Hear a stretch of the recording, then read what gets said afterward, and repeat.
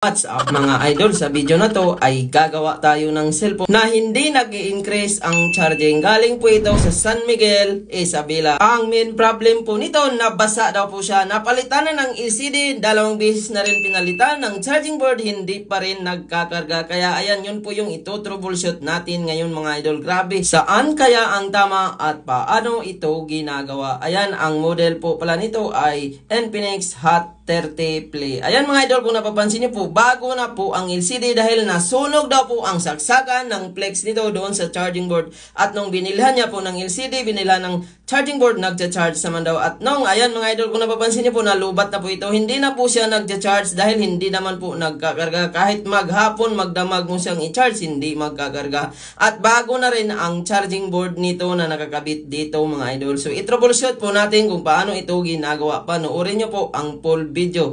Step by step po natin ito ginagawa. At ayan, tanggalin natin yung likod. At ayan, kung napapansin niyo po mga idol, meron na pong kulang na screw. At ayan, lagyan na lang po natin mamaya. So nakalimutan lang siguro ilagay dahil nakailang backlash na ito. So kapwa po technician din ang may-ari nito from Isabela. Hindi pa niya kabisado gumawa ng ganito. Kaya ayun mga idol, kung isa po kayong gumagawa at bago lang kayo nagsimula sa paggawa ng cellphone, panoorin niyo po ang video. At ayan, tanggalin natin lahat ng screw at mag-shoutout muna tayo rito. Ayan, lahat. At sa lahat po ng ating viewers na nanonood ngayon, shout out sa inyong lahat. At sa gustong magpa-shout out, comment po kayo sa video. At dito mga idol, unang tingin ko pa lang dito ay wala pa akong nakitang merong kalawang dahil nalinis na po ito. At kung napapansin nyo mga idol, una ko pong tinotroubleshoot dito, chine-check ko po yung connection ng LCD dahil connected po ito sa charging. Kasi kapag kinakalawang ang connector ng charging, talagang hindi po yan minsan magdadagdag. So kailangan po siyang i-jumper. At nung sinilip ko po yung banda sa charging pin ay talagang bagong-bago siya mga idol.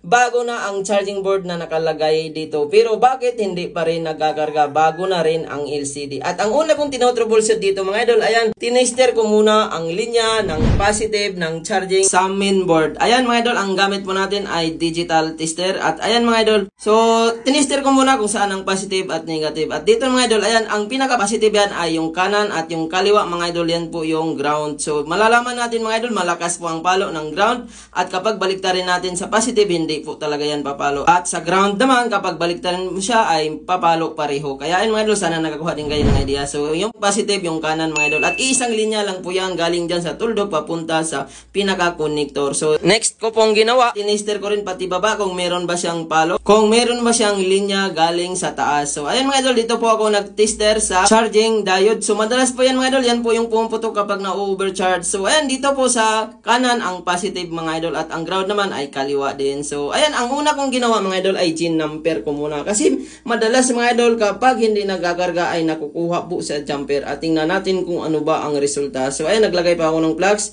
at naglagay po ako ng tingga sa pinaka tuldok para doon natin ilagay ang jumper. So ayan, barasan natin at makita natin mga idol. Ayan, itap nyo lang po yung jumper dyan. So ito po yung charging waste sa mga naghahanap ng positive line galing sa board papunta sa charging board. So ayan, dito po tayo maglagay ng jumper sa pinaka diode mga idol. So, iisang linya lang yan galing doon sa charging pin. So, ayan, lagyan natin ng tingga konti at malaman natin ang resulta kung talagang gumana ba ito at nagnormal ba ito mga idol. Ayan. So, dahil lubat po siya kanina, dahil nung pinadala dito mga idol, nalulubat po talaga dahil hindi po siya nagkakarga kahit magdamag mo siyang ilagay. At ito po yung resulta mga idol. So, yung positive ng charging ay na-jumper na natin. At dahil lubat ito mga idol, ayan, kinargahan ko muna siya. Kasi hindi po niya kaya itong kargahan kapag ganun pa rin at hindi nagdadagdag. So, dapat mga idol, kargahan nyo muna ang battery at gumamit kayo ng power supply. At kung nagre-repair man kayo, dapat meron kayong ganito mga idol. Malaking tulong po ito kung nagre-repair ka dahil ito po yung nagbubuhay ng mga dead bat na battery. Kaya ayun mga idol, after ilang minuto mga idol, 10 minutes ko po itong kinargahan at nung tinesting ko mga idol, nagcha-charge talaga siya. Ayan. So, nandyan po ang jumper at ayan, dahil drain kanina nung kinargahan natin mga idol, ayan, lumabas agad ang pinaka-charging indicator. Meron po siyang 11%.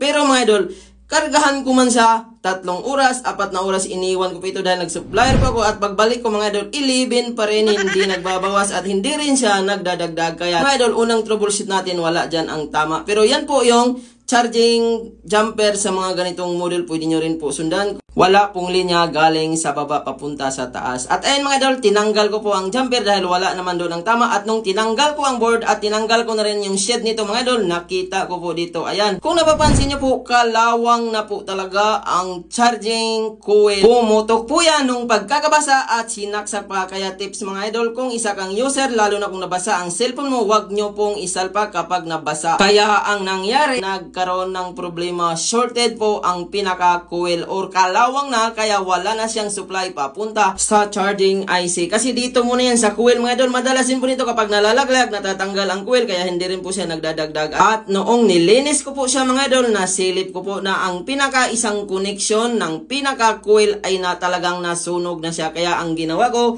pinalitan ko po siya. Kumuha po ako sa mga scrap na board. So ang mga coil nito mga idol ay parehas lang po ito. Sa mga light coil, charging coil ay pare-parehas lang po sila. So ayan, kumuha pa ako sa scrap mga idol. China board po ang kinuhaan ko ng pisa, pare-parehas lang po yan sila ng polarity. So ayan, natanggal na po natin 350 heat temperature at tinanggal ko po siya mga idol. Ipapakita ko po mamaya sa inyo pag napalitan na natin kung ano po ang nangyari dito sa charging coil. So ayan, tanggalin muna natin. So ang kabila niyan mga idol, OBP, at ang kabila naman ay charging IC. At sana hindi po nadamay ang charging IC kasi kung magpapalit po tayo, mas mapamahal po ang nagpapagawa. Kasi mahirap po magharap ng mga charging IC nito mga idol. Kung OBP lang sana ay madali po magawa ng paraan kasi pwede natin i-bypass. At ayan, napalitan na natin mga idol. At lagyan muna natin ng lacquer thinner. So linisan muna natin at tingnan natin kung ano po ang nangyari daw sa charging coil na tinanggal natin. Ayan mga idol, ito po yung nangyari. Kitang-kita po natin na nasunog ang kabilang paa niya. Wala na po yan supply mga idol dahil nangitim na po siya. Kaya kanina kahit maghapon magdamag, hindi mo talaga makakargahan. Peak po ang pagcha-charge niya. Kaya ayan mga idol, tingnan po natin kung nag-normal ba ang ginawa natin, legit ba siya at tapos na ba ang paghihirap sa unit na to dahil nakadalawang charging board, napagastos ng may-ari, napalitan na rin ng LCD, ganun pa rin. Ayan mga idol, binalik ko po yung camera at sinubukan ko siyang i-charge. Hindi na po natin sinumber mga idol dahil wala naman po doon ang tama. So yun po yung unang troubleshoot natin, ganun pa rin, hindi nagdadagdag. At nung pinalitan natin ng coil mga idol, tingnan po natin at ilang minuto lang mga idol. Ayan, ito po yung resulta mga idol. Ayan, nag 13% kagad. So, marami po kong ginawa sa oras na to kaya minamadali ko na lang sa pagsara. Ayan mga idol, nag 13%. Mula sa 11% talagang nag-normal po siya. Yun lang talaga ang tama. Kaya mga idol, kung nababasa man siya or meron kayong mga natanggap, kahit anong model mga idol, kung nababasa man siya at hindi nagdadagdag, pwede nyo po i-check. Banda sa charging ang pinaka-problema. So, nasa coil ng charging mga idol. So, hindi naman po lahat. Minsan mga idol, pag kinakalawang siya, nadya-jumper po yan. Pero madalas mga idol, kapag ganun na ang nangyari, napalitan nyo na ng charging board, napalitan na lahat at ganun pa rin, pwede nyo po i-check ang pinaka motherboard. So ayan, balik natin lahat ng screw mga idol at talagang tingnan natin kung tutunog na ba siya, normal ba lahat dahil napalitan na rin ng charging board at connected din po doon ang pinaka speaker. At ayan, isara natin, naglagay po tayo ng double sided tape. Diretso na to mga idol, hindi na po ito kailangan buksan pa ulit dahil nagawa na po natin ng normal. At tingnan din natin mga idol kung nagdadagdag ba talaga siya habang sinasara po natin. At ito na nga mga idol, pindutin natin yung lock screen. At kung napapansin nyo mga idol, simula ng 13%, nag 14% siya nung sinara pa lang natin ang mga screw. So, ibig sabihin, fast charging na po siya, wala na pong problema. At sana kung isa kang gumagawa na nanonood ng aking video, pwede nyo po i-support, paki-subscribe, paki-follow po ng ating page para bawat upload natin ay makakuha ka ng idea at talagang matututo ka rito. Ayan mga idol, tingnan po natin, normal na siya, nagda-touch naman po, walang problema. I-check po natin yung speaker dahil connected din po yan doon sa pinalitan na charging board. So ayan, kung napapansin nyo po, tumutunog na po siya, wala na pong problema. At ito po ang naging problema niya, ang pinaka-charging coil. Hanggang dito lang po tayo. Maraming salamat sa palaging panonood.